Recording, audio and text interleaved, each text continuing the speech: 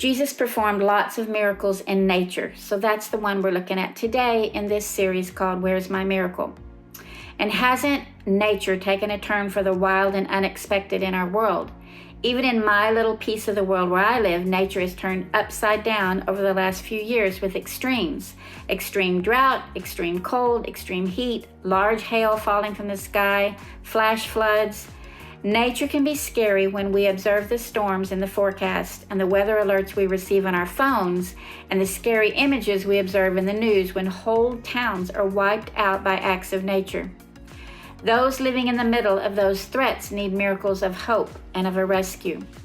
And my gosh, we know that we serve a God that even the winds and the waves obey his commands. After all, he set the waters in place in creation. He gave them boundaries then as the oceans and the skies were formed.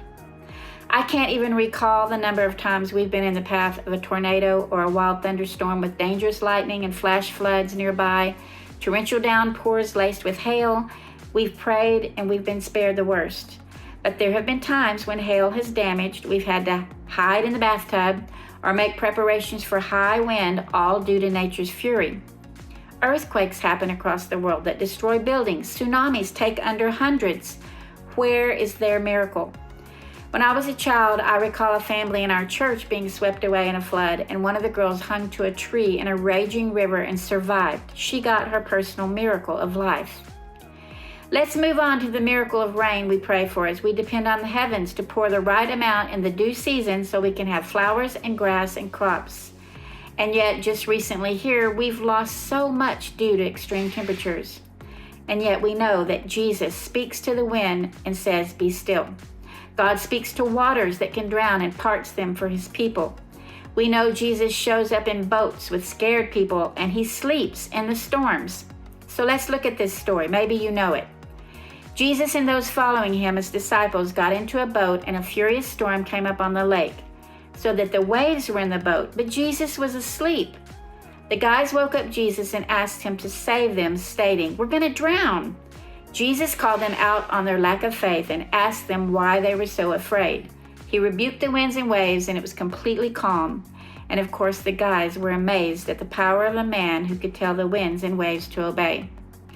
Psalm 46 reminds us that God's our refuge and strength and ever-present help in trouble. Therefore we'll not fear though the earth give way, mountains fall on the sea, though waters roar and mountains quake with their surging. So we know there will be actual physical storms in this life, as well as storms of sickness, loss, and grief, but God is with us. But we don't want him to be with us, we want him to deliver us. When there's a storm outside, what keeps us from sleeping? Isn't it the threat that we've heard from the forecast? The sounds and the thunder, the sound of the wind, and the knowledge that tornadoes or hail are lining up to head our way? It's all of this awareness of how bad it could be that alarms us and keeps us awake. And then when the floods rise and there's actually water in our homes, then what? I remember Hurricane Katrina and how those displaced that suffered loss ended up in my city, and my daughter and I went down to serve.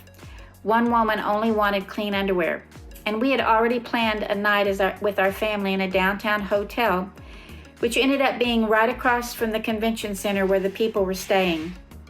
We could see them in the window. It was so heartbreaking and surreal. We hadn't been part of that storm, but these people had, and what were we going to do about it? When storms happen and the miracle of a rescue doesn't appear, there's a warning. We have to trust and not speculate or charge God with injustice. God always knows what he's doing. He reveals himself to all of humanity through every sort of way we can imagine. Who am I to know that in one fell swoop an entire nation cries out in belief before they're swept away, and in God's mercy he welcomes them in his arms, whereas if they'd lived, they may have never believed. Sometimes the best thing we can do when we're in a storm is sleep. Shut out the noise, don't listen to the threats, take cover in the hope of the word. It seems that it truly was a miracle that Jesus was able to sleep when waves were crashing over the sides of the boat. But he knew the waves didn't own him, he owned the waves. Are you being traumatized by a storm or suffered a loss? Or if you're in a battle now where you're afraid and you can't sleep, remember the Creator who set the boundaries and the one who speaks to all storms, and lay your head down and rest as you await the miracle of the stilling voice of God that speaks, "Be still."